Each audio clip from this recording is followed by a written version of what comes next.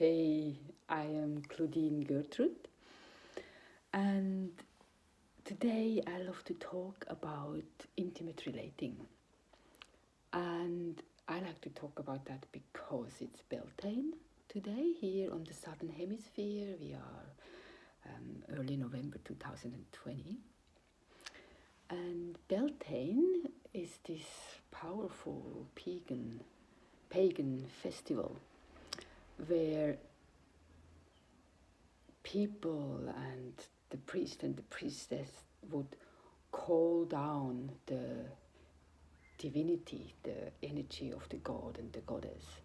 And as they were embodying that, they would meet out in the field and make love to each other, make love to the earth, fertilize and bless the soil and the crops, the seeds that are in the soil, fertilize and bless all the creative ideas that were around in the community, the kids, the babies in the bellies, and just community life on this earth.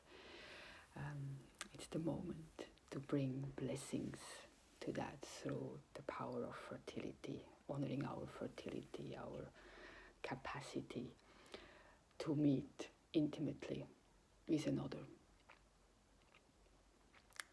Yes, so that's today. And so how do we meet? How do we meet our lovers? Be that in a monogamous or in a less monogamous, when we are in open relating, if we are with same sex, or the polarity of man and woman, or with transgender. I guess in each meeting there is always the polarity at play, and we can name it in different ways, but I just name it as masculine, feminine, man, women. Yes, but it's all inclusive.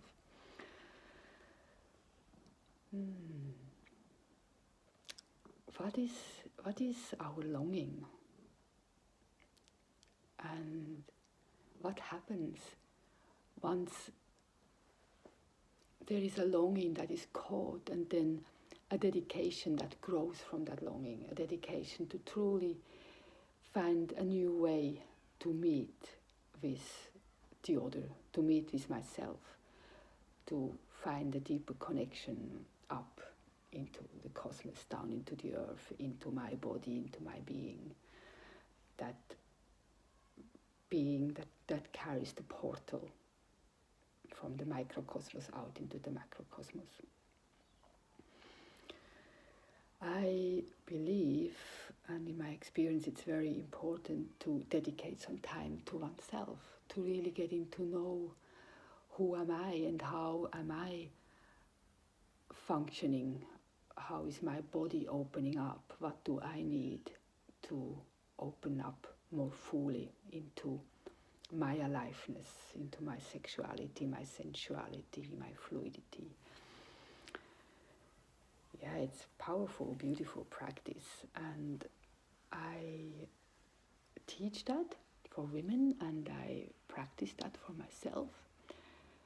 And so I just tell you a little bit how that looks, and that can be the same for man, because I believe that in the moment my practice supports the accessing of the more the feminine qualities of the feeling body, and to attend to the feeling body in order to awaken the energies that can be really stuck in that place. And that's the same for man. Man has the feminine aspects too. And so in that way, I actually think it's a practice that can be practiced by everybody. And so yes, I just bring us in a little bit here. So it's to really slow things down, to come back to the breath, feeling that breath flowing in through the nose goes into our being and out. And the deeper it goes, then also starting to allow the out breath to the mouth, and the sounding, the sighing, the yawnings, the burpings, all the aspects that need to open up in the body, so that we can go actually deeper. And I just have a little yawn coming through. And then bring the hands to the heart maybe first, but they could go anywhere, but just to start to tune into that heart, and how is that feeling to touch my body here in my heart chakra, my heart, maybe my breast, my rib cage. How is that all feeling? And breathing into it and feeling, and then allowing the sound of what is being felt on the out breath to come authentically, like authentic expression from that feeling space. So to allow that to be felt and to be received.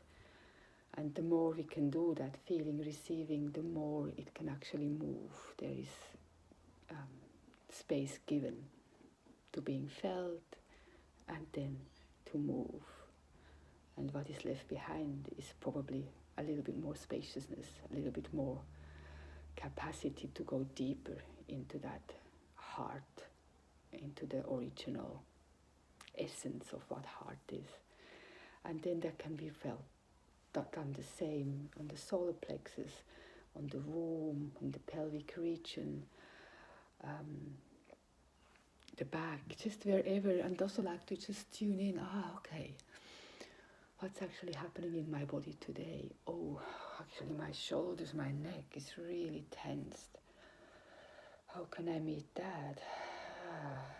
Just stay with that for a while and find, maybe if I just allow the organic knowledge of the body, the instinctual body to come in and to move those tight shoulders, it's really helpful. And then to bring in the breath and to bring in the feeling and the expression of the feeling.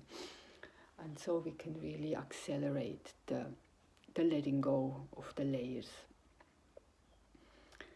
And when we have less layers, then we are more connected to who we uniquely are, our deep, authentic aliveness and sensuality, sexuality.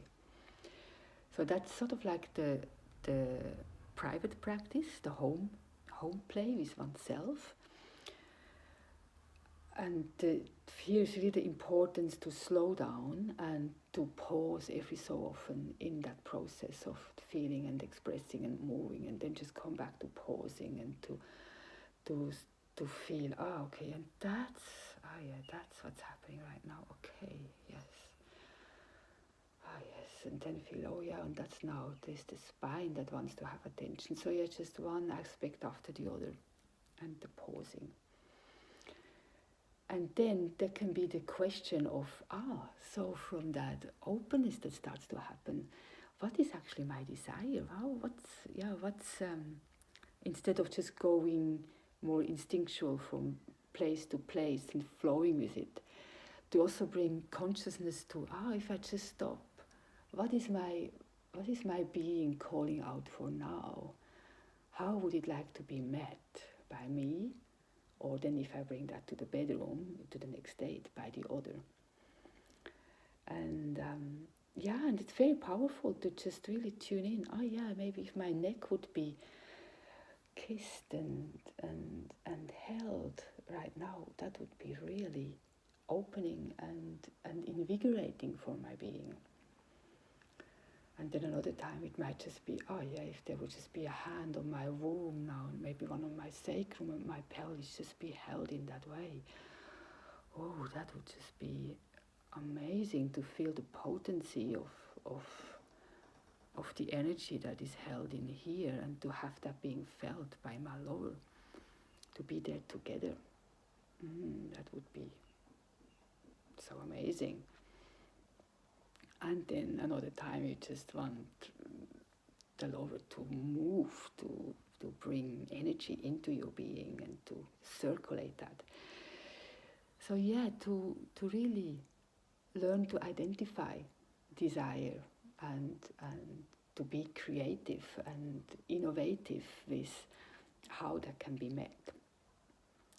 And after having the self-practice, or alongside having self-practice dates, also have the dates with your lover, where you bring all that what you learned in your self-practice into the communion, into that vessel, that sacred vessel of meeting the other. And it's incredible the openings that are happening when we bring in more consciousness and also more courage to really be with all those layers. There might be shame, there might be numbness, there might be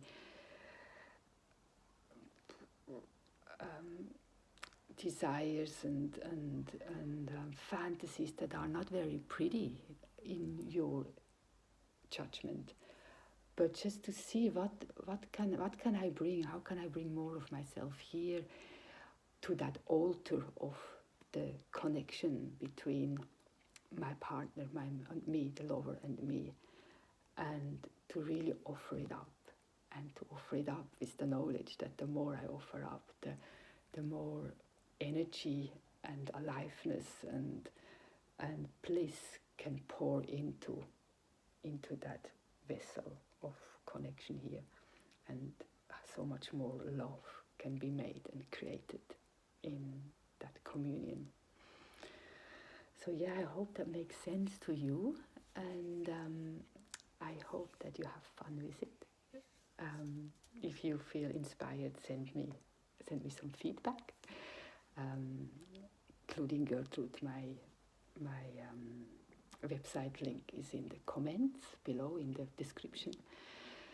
And yes, so many blessings on the meeting in the masculine feminine polarity, in the oneness that emerges from that, and how that ripples and trickles out into life, into our families, into our communities, politically.